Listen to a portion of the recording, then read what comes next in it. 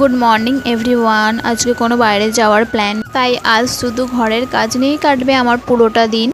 তো আমি আজকেও সকাল সকাল ঘুম থেকে উঠে পড়েছিলাম, যেহেতু বাসি কাজগুলো সারতে হবে সেই জন্য। তো সকাল প্রথমটা একটু শুরু করলাম ঘরটা পরিষ্কার থাকলে সত্যি কথা বলতে মনটাও অনেক ফ্রেশ লাগে, তাই আগে উঠেই ছোটোখাটো ঘরের সব কাজগুলো সেরে নিই। তো ঝাঁট দেওয়ার পর ঘর মুছে তারপর বাসনগুলোও ধুয়ে নিয়েছিলাম। বাসন ধোয়ার ক্লিপগুলো আর নেওয়া হয়নি।